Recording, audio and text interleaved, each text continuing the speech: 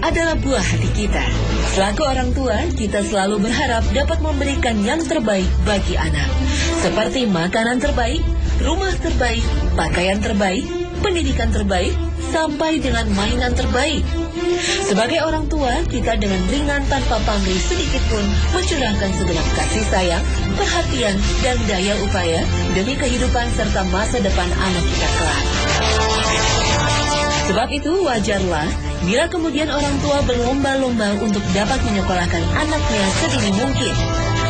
Biaya sekolah yang semakin mahal hingga puluhan juta rupiah tiap bulannya hanya agar anaknya dapat sekolah di sekolah berlabel internasional yang digadang-gadang dapat memberikan pendidikan terbaik bagi anak-anak mereka. Belum lagi rangkaian kursus keterampilan dari bahasa hingga musik menjadi bagian proses pendidikan anak. Ketika anak disibukkan dengan hal-hal tersebut, kadangkala orang tua malah mengabaikan aspek pendidikan akhlak yang islami pada anak. Boleh jadi, kelak mereka menjadi anak yang sukses dan berprestasi sebagaimana yang pernah diimpikan orang tuanya. Namun sadarkah orang tua, tanpa akhlak yang islami, anak mereka akan menjadi pribadi yang rapuh, yang tidak berlandaskan tuntunan syar'i. Pernahkah kita selaku orang tua berpikir bahwa anak adalah harapan kita kelak di kehidupan akhirat?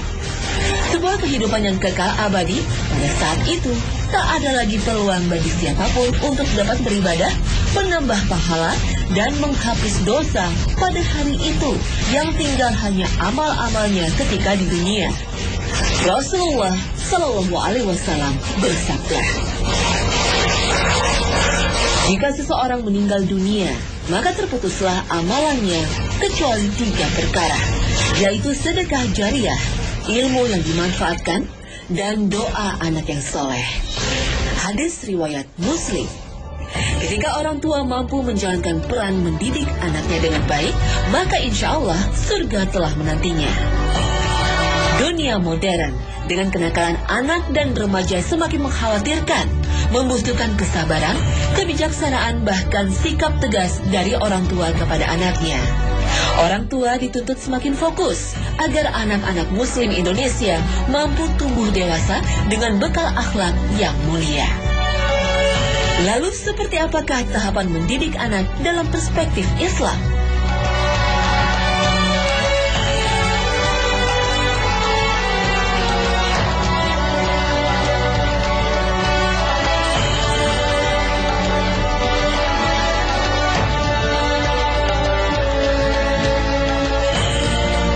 Assalamualaikum warahmatullahi wabarakatuh.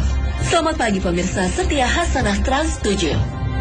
Allah Subhanahu wa Ta'ala berfirman,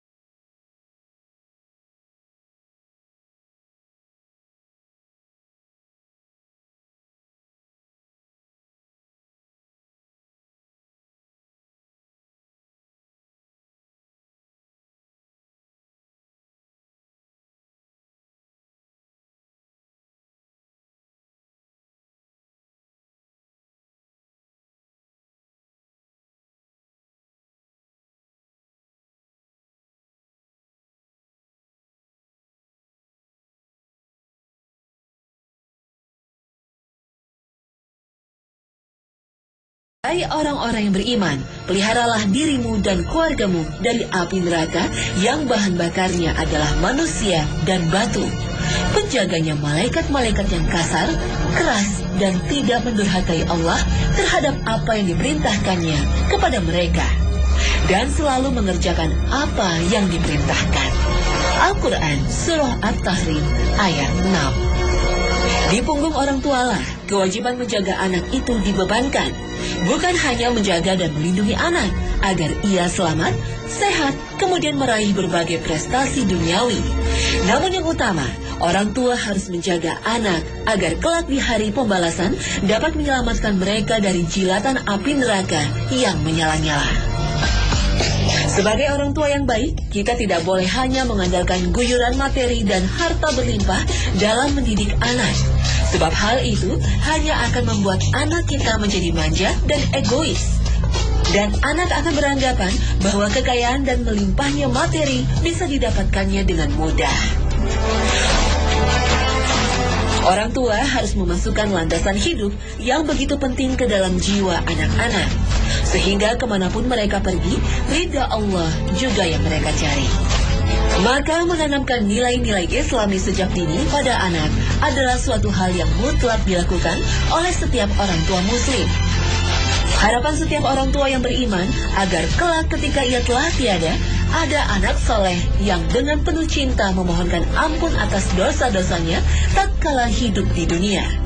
Karena selain amal jariah dan ilmu yang bermanfaat, tak ada lagi yang dapat kita harapkan selain doa-doa anak kita yang soleh.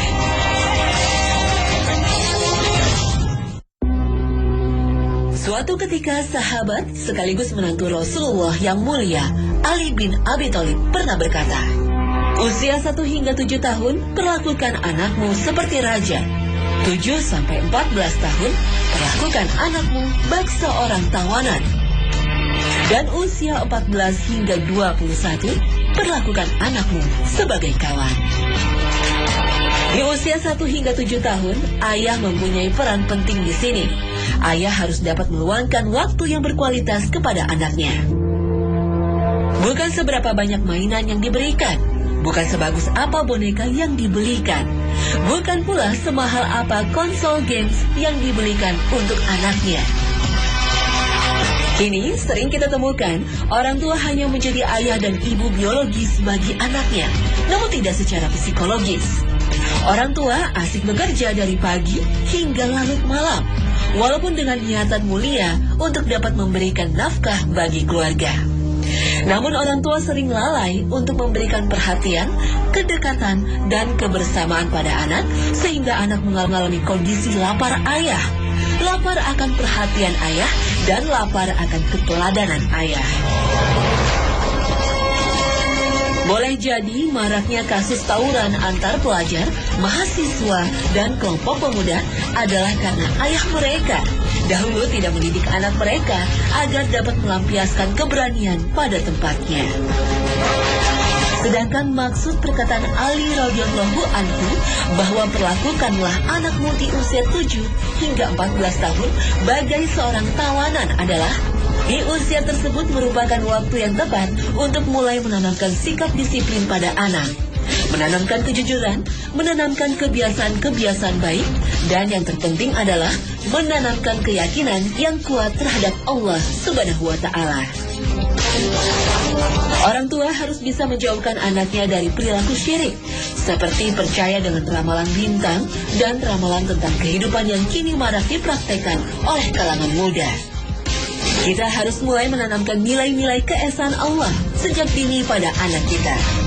Sebab di usia kanak-kanak inilah Allah anugerahkan kepada mereka kebersihan jiwa serta daya tangkap dan daya tiru yang luar biasa. Maka dari itu, akrabkanlah anak kita dengan suara bacaan Al-Quran. Berkomunikasilah dengan anak menggunakan bahasa yang mudah dicerna olehnya. Anak harus dijelaskan bahwa apa yang ia peroleh adalah pemberian dari Allah, kemudian ajaklah ia untuk bersyukur pada Allah Subhanahu wa Ta'ala. Bahkan pentingnya menanamkan nilai ketauhidan pada anak ini sudah dipraktekkan oleh generasi terdahulu, jauh sebelum Nabi Muhammad dilahirkan. Allah Subhanahu wa Ta'ala berfirman tentang kisah pendidikan tauhid Luqman kepada anaknya. وَإِذْ قَالَ لُقْمَانُ لِابْنِهِ وَهُوَ يَعِظُهُ يَا بُنَيَّ لَا تُشْرِكْ بِاللَّهِ إِنَّ الشِّرْكَ لَظُلْمٌ عَظِيمٌ. Dan ingatlah ketika Luqman berkata kepada anaknya di waktu ia memberi pelajaran kepadanya, "Hai anakku, janganlah kamu mempersekutukan Allah. Sesungguhnya mempersekutukan Allah adalah benar-benar kezaliman yang besar." Al-Quran Surah Luqman ayat 13. Orang tua adalah sumber teladan, inspirasi, dan panutan bagi anak. Ketika seorang anak terbiasa hidup bersama orang tua yang senantiasa bekerja keras, niscaya ia akan tumbuh menjadi seorang anak yang menghargai usaha dan doa dalam mencapai sebuah tujuan hidup.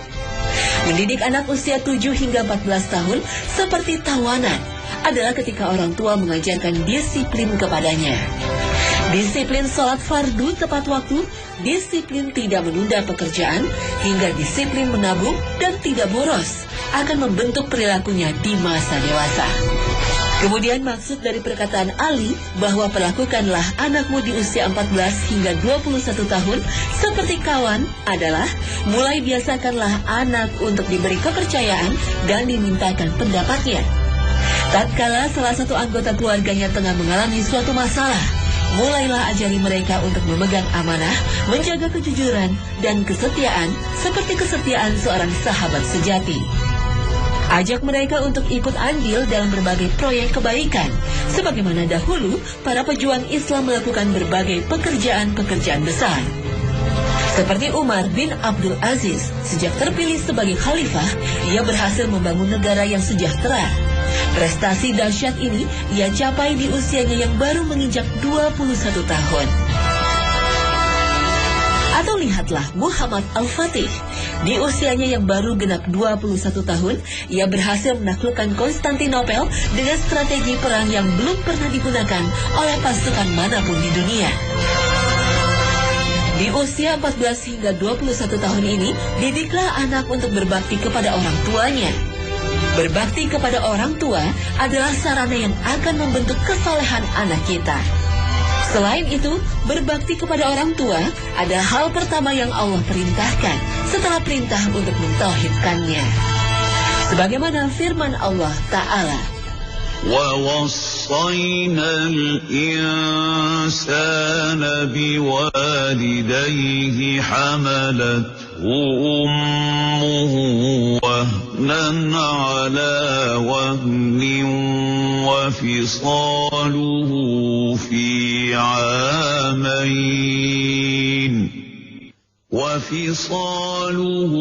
في عامين أن اشكر لي ولوالديك إلي المصير. didik pula anak kita agar ia selalu merasa diawasi oleh Allah. Ajarkanlah padanya bahwa Allah Maha menyaksikan dan Maha mengetahui segala sesuatu yang ia kerjakan, sampai dengan apa yang tersembunyi dalam hatinya. Dengan begitu, diharapkan kelak ia menjadi pribadi yang tidak menentang aturan-aturan Allah. Ia akan menjadi pribadi yang meletakkan keridhaan Allah sebagai puncak dari segala cita-citanya. Allah berfirman, Luqman berkata, "Hai anakku, sesungguhnya jika ada sesuatu perbuatan seberat biji sawi dan berada dalam batu atau di langit atau di dalam bumi, niscaya Allah akan mendatangkannya, membalasinya. Sesungguhnya Allah Maha halus lagi Maha mengetahui." Al-Quran Surah Luqman ayat 16. Kemudian didiklah anak kita untuk mencintai sholat. Tanamkanlah dalam jiwa mereka bahwa salat adalah tiang agamanya. Bila ia meninggalkannya, maka ia telah meruntuhkan agamanya. Rasulullah Shallallahu Alaihi Wasallam bersabda, "Inti pokok segala perkara adalah Islam, dan tiangnya penopangnya adalah salat." Hadis sahih riwayat Tirmizi. Buah dari salat itu akan menjadikannya pribadi yang cinta dengan segala kebaikan, dan sebaliknya, ia benci dengan kemungkaran, sebagaimana firman Allah. Bacalah apa yang telah diwahyukan kepadamu, yaitu Alkitab, Al-Quran, dan dirikanlah salat. Sesungguhnya salat itu mencegah dari perbuatan-perbuatan keji dan mungkar. Dan sesungguhnya mengingat Allah, salat adalah lebih besar keutamaannya dari ibadat-ibadat yang lain. Dan Allah mengetahui apa yang kamu kerjakan. Al-Quran Surah Al-Ankabut ayat 45. Ajari pula anak kita beramar ma'ruf nahi mungkar. Mulailah dari hal-hal yang terkecil dan sederhana. Misalnya tatkala ia hendak ujian semester di sekolah, Ajarkan ia untuk mengerjakannya dengan sportif, dengan tidak mencontek. Didik pula lah mereka agar bersabar, serta menanamkan akhlak terpuji pada mereka. Inilah yang juga diajarkan Luqman kepada anak-anaknya agar menjadi anak soleh dan solehah. Dan janganlah kamu memalingkan mukamu dari manusia karena sombong. Dan janganlah kamu berjalan di muka bumi dengan angkuh. Sesungguhnya Allah tidak menyukai orang-orang yang sombong lagi membanggakan diri. Dan sederhanalah kamu dalam berjalan, dan lunakanlah suaramu. Sesungguhnya seburuk-buruk suara ialah suara keledai. Al-Quran Surah Luqman ayat 18 dan 19.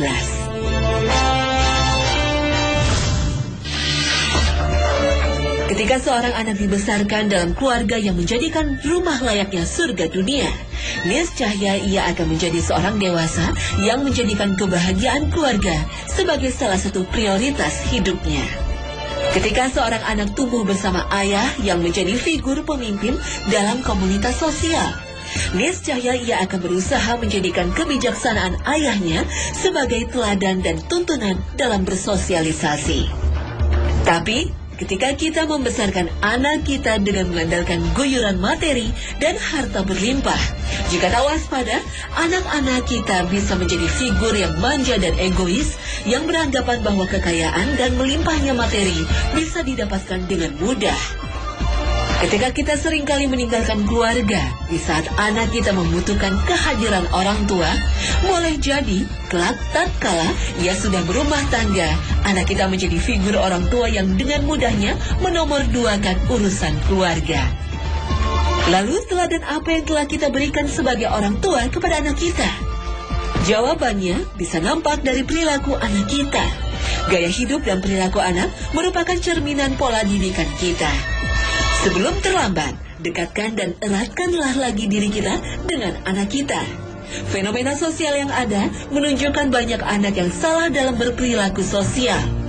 Banyak anak laki-laki yang salah menemukan arti sebuah sifat kejantanan.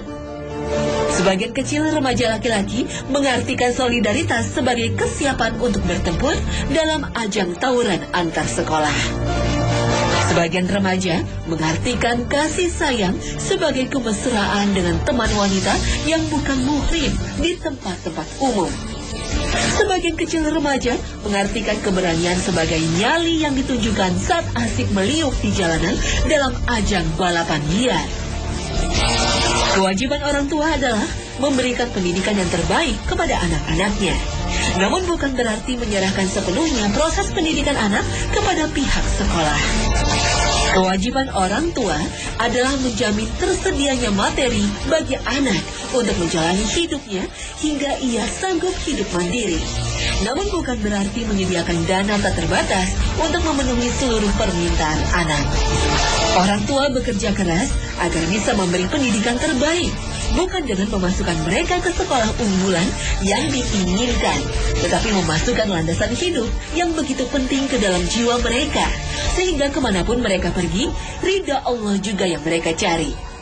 Kesabaran dan kebijaksanaan tampaknya dua hal terpenting yang harus kita miliki sebagai upaya kita untuk menyempurnakan kewajiban kita sebagai orang tua.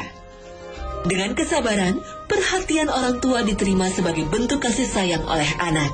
Dan dengan kebijaksanaan, pendapat orang tua diterima sebagai masukan dan restu atas pilihan hidup yang diambil oleh anak. Bila kita renungkan bahwa sesungguhnya di luar sedekah jariyah dan ilmu yang bermanfaat, tak ada lagi yang dapat kita harapkan manfaatnya selain anak-anak soleh yang mendoakan. Tentu ini berarti kita harus menjadikan mereka soleh terlebih dahulu. Barulah dengan kesolehan itu mereka akan mendoakan kita. Boleh jadi kita sering memberi petua pada anak-anak kita agar mereka menjadi anak yang soleh dan solehah. Namun sudahkah mereka melihat contoh pribadi yang soleh dan solehah seperti apa? Bila kita mengharapkan anak-anak kita menjadi anak yang soleh dan solehah, maka kita sebagai orang tuanya yang harus terlebih dahulu berupaya mensolehkan diri. Sehingga anak kita memiliki gambaran atau model yang dapat ia jadikan acuan dan contoh.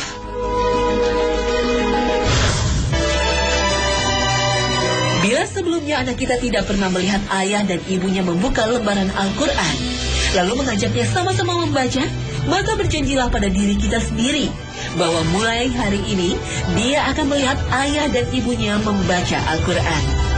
Atau tatkala anak kita terbangun di tengah malam nanti, berjanjilah bahwa mereka akan melihat ayah dan ibunya tengah khusyuk dengan sujudnya yang panjang, serta munajat dengan air mata berlinang.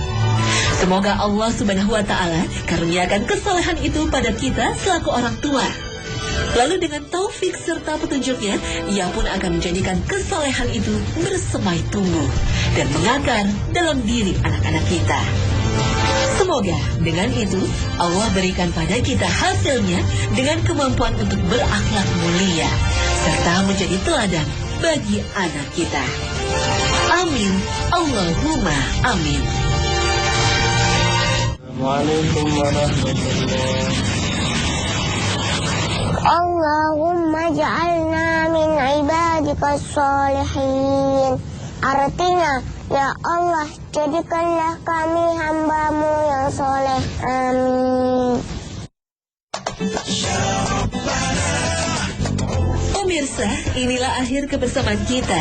Semoga tayangan hasanah ini mampu diambil hikmah dan ibrahnya dan menjadi tuntunan untuk mendidik anak secara syar'i sesuai tingkat usianya. Akhir kata, wassalamualaikum warahmatullahi wabarakatuh.